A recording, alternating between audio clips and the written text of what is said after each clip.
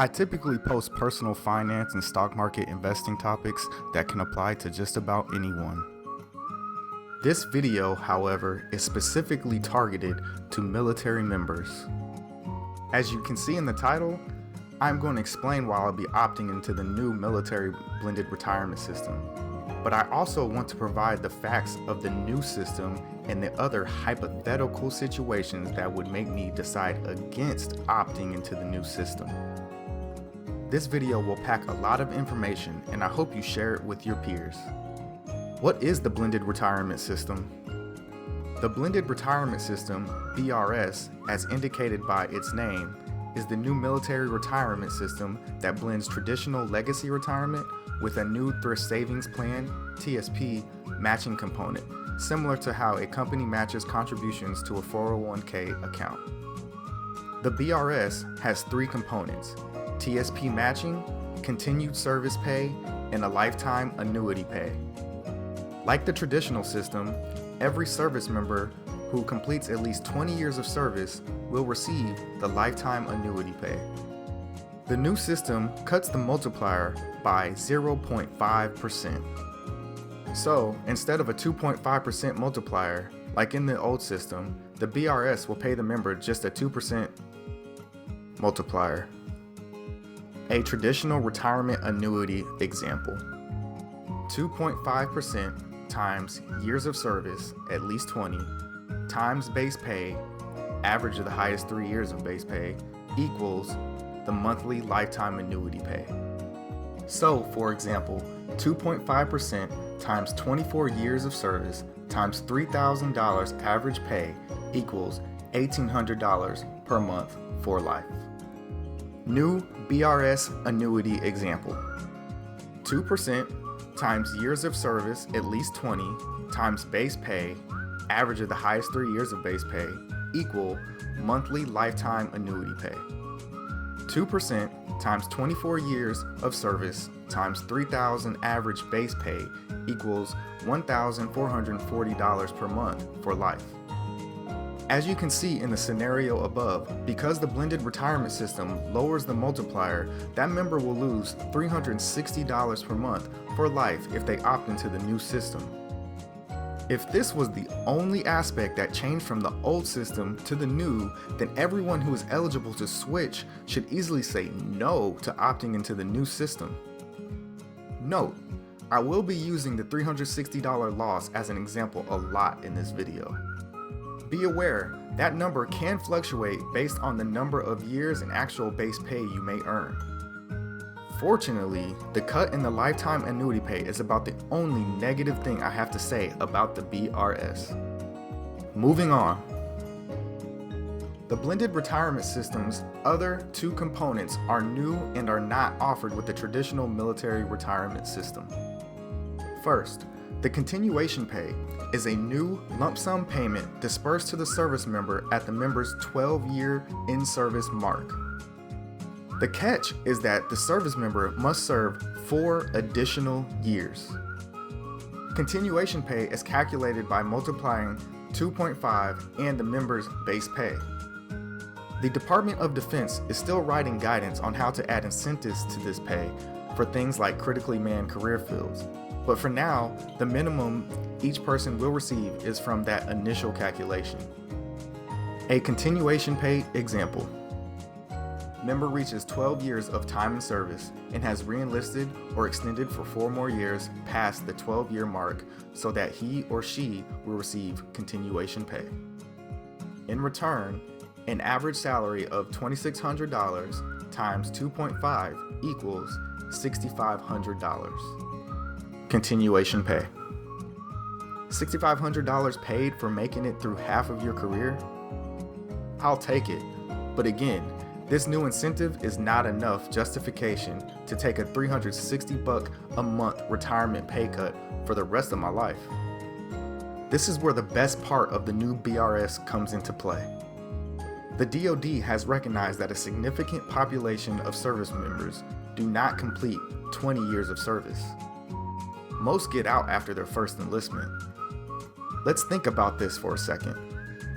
Those people chose to do an honorable thing and fulfill their enlistment promise of 4 or 6 years and have done nothing or received nothing for their future retirement other than missing out on a company 401k. That is an economic tragedy given the uncertainty of the Social Security system. Sure, they could have saved money in their thrift savings plans and rolled that over into their civilian job retirement savings plans. But the fact remains that less than 50% of active duty service members today do not contribute to their TSP. It is a shame to see members of the military separate and have no concept of retirement or savings. Those flabbergasting statistics are one of the main reasons why the DoD added the third and most important component to the BRS. That is the automatic enrollment contribution and contribution match to each member's TSP. A TSP match example. Members who opt in will receive matching contributions from the respective DoD agency of up to 5% of base pay to TSP immediately. For example, if a member contributes 3% of base pay to TSP, then the respective agency will match that 3% and include the automatic enrollment contribution of 1% for a total of 4% agency contributions. The member will have a total of 7% of base pay going into TSP per month. This solution ensures that everyone will leave their service with at least some money invested in the stock market. So, why will I be opting into the blended retirement system? There are probably a good amount of you that already understood the facts of the new system. The real test for you is deciding what are you going to do. I don't blame you if you skip to this section of the video. To fully understand why I've made the decision to switch, there are 2 terms that I want you all to understand. First, the idea of opportunity cost. Opportunity cost is defined by Investopedia.com as a benefit that a person could have received but gave up to take another course of action. You could have run a mile this morning, but you didn't, and the opportunity cost of not doing that is suffering on your PT test next month.